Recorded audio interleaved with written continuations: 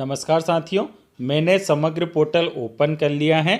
अब आप देख रहे हैं कि महत्वपूर्ण जानकारी के तहत UIDAI की नवीन गाइडलाइन अनुसार अब eKYC डेटा अंतर्गत जन्मतिथि DOB साझा करना बंद कर दिया गया है।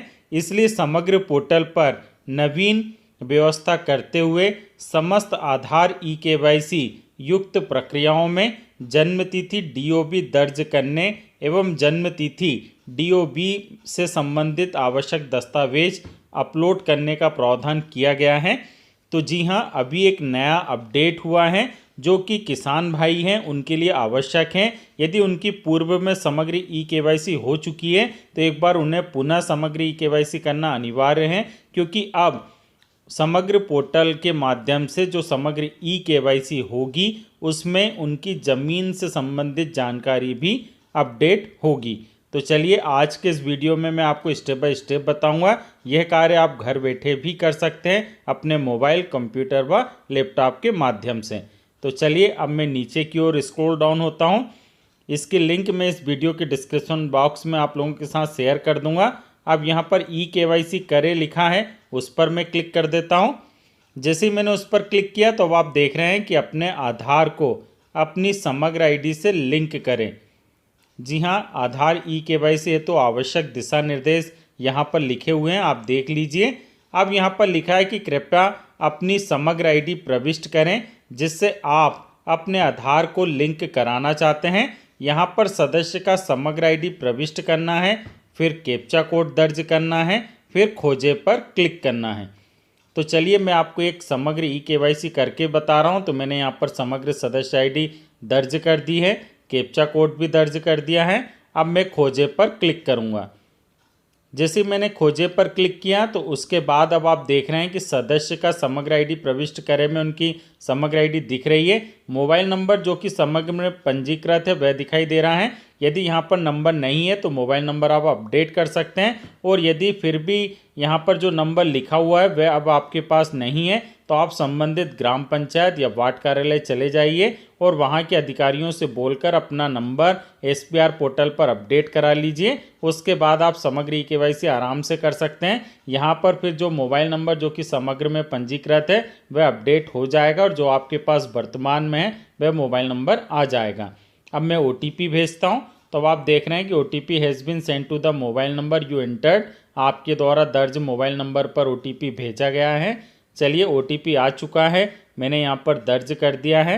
अब उसके बाद सुरक्षित करे वाले ऑप्शन पर मैं क्लिक करूँगा। जैसे मैंने इस पर क्लिक किया, इसके बाद आगे की प्रोसेस के तहत आप देख रहे हैं कि समग्र अनुसार व्यक्तिगत जानकारी यहाँ दिखाई देती है, जिसमें समग्र आईडी, नाम, जेंडर, पता। अब आप यहाँ पर नीचे देख रहे हैं कि क्या आपके पास मध्य प्रदेश में भूमि है। हाँ है तो हाँ पर क्लिक करिए, नहीं है तो नहीं पर क्लिक करिए। चलिए अभी जो मैं समग्र eKYC कर रहा हूँ उनके पास ज़मीन है तो मैंने हाँ पर क्लिक कर दिया है।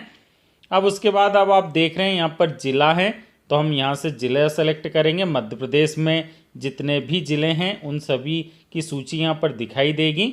तो चलिए मैंने यहाँ से ज़िला सेलेक्ट कर लेता हूँ। आप देख रहे हैं जो ज़िला है वह सारे हिंदी में लिखे हुए हैं, क्योंकि राजस्व का जो रिकॉर्ड है वह अधिकांश हिंदी में ही होता है। तो यहाँ से हमने हिंदी में क्लिक कर दिया, हरदा जिला। फिर तहसील में सेलेक्ट करता हूँ, हरदा ज़िले की मैं टिमन्नी तहसील सेलेक्ट कर लेता हूँ। उसके बाद यहाँ से मैं ग्राम पंचायत सेलेक्ट कर लेता हूँ। गांव जो है वह सेलेक्ट करना होता है हमें, तो यहाँ से मैं गांव भी सेलेक्ट कर लेता हूँ। ये जो ड्रॉप डाउन लिस्ट आई है।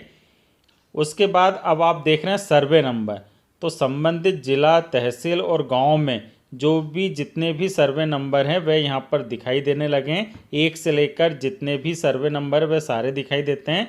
इसमें से मैं संबंधित का सर्वे क्रमांक देख लेता हूँ, उसे मैं सेलेक्ट कर लेता हूँ। यहाँ पर सेलेक्ट करने के बाद फिर हम खोजे पर क्लिक करेंगे। तो ये उनका जो सर्वे क्रमांक है वह मैंने सेलेक्ट कर लिया है। अब उसके बाद मुझे खोजे पर क्लिक करना है। जैसे मैंने खोजे पर क्लिक किया तो आप देखेंगे कि उनकी भूमि से संबंधित जानकारी सारी दिखाई देगी। देख रहे हैं आप भूमि स्वामी की जानकारी दिखाई दे रही है, जिसमें नाम है, पिता पति का नाम है और ग्राम है। अब मैं चेक बॉक्स पर क्लिक करूंगा।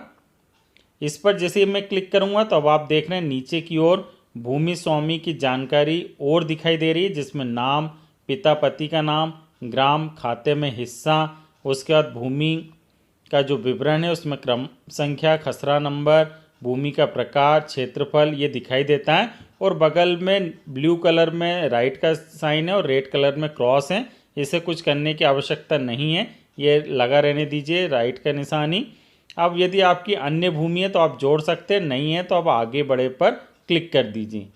जैसे मैंने आगे बढ़े पर क्लिक किया तो अब आप देख रहे हैं कि यहाँ पर व्यक्तिगत जानकारी दिखाई दे रही है, जिसमें समग्र आईडी, परिवार आईडी, नाम व लिंग दिखाई देता है।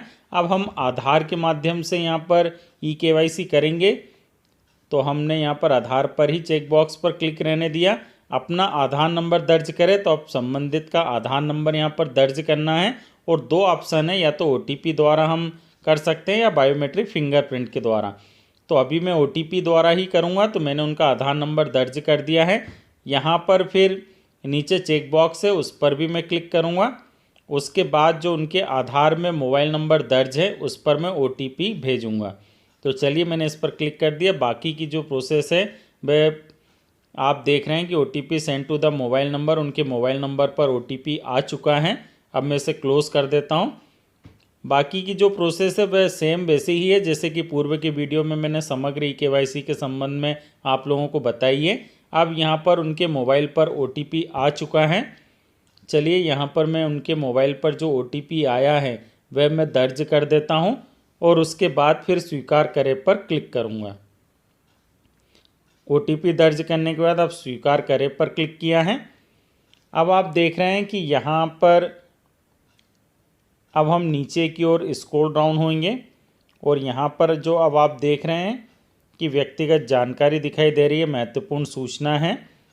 यहाँ पर व्यक्तिगत जानकारी के तहत वही समग्र आईडी, परिवार आईडी, नाम व लिंग दिखाई दे रहा है। अब आप देख रहे हैं कि सदस्य की पहचान करने हैं तो आधार से प्राप्त ई-केवाईसी की जानकारी है, जिसमें समग्र के अनुसार और आधार के अनुसार, और आधार के अनुसार सदस्य का फोटो भी दिखाई दे रहा है। यहाँ पर नाम है, लिंग है, जन्म तिथि है। अब हमें यहाँ पर जन्म तिथि चेंज करना है, तो चलिए मैंने जन्म तिथि अपडेट कर दी है। उसके बाद ये जो लिस्ट है जिससे हम जन्मतिथि संबंधित दस्तावेज का प्रकार देखेंगे, जिसमें बर्थ सर्टिफिकेट है, हाई स्कूल सर्टिफिकेट है, पैन कार्ड है, पासपोर्ट है, ड्राइविंग लाइसेंस है, सर्टिफिकेट इशू बाई डॉक्टर या वोटर आइडेंटिटी कार्ड है, मनरेगा जॉब कार्ड है, या age affidavit attested by the first class officer का है।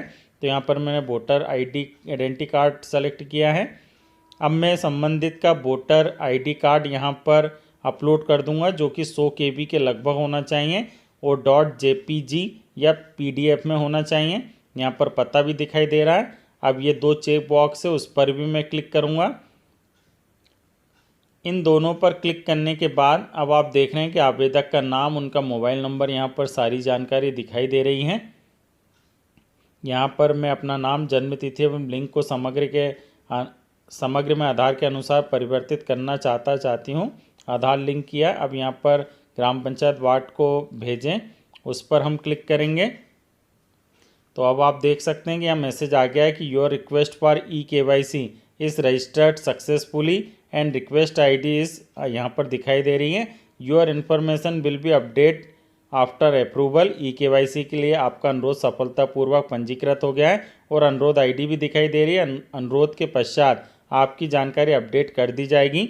तो यहाँ पर मैं आपको बताना चाहूँगा कि जैसे आप समग्र ई-केवाईसी करेंगे उसके बाद संबंधित ग्राम पंचायत व वार्ड कार्यालय पर यह तत्काल दिखाई देने लगती है, और जैसे संबंधित अधिकारियों के द्वारा आपकी ई-केवाईसी को अप्रूव किया जाएगा, उसके दूसरे दिन 9 बजे के बाद आप अपनी नई समग्र ID प्रिंट कर सकते हैं।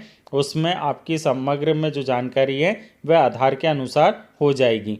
इसी प्रकार के और वीडियो देखने के लिए आप चैनल पर बने रहिएगा। चैनल को सब्सक्राइब जरूर कीजिएगा। धन्यवाद।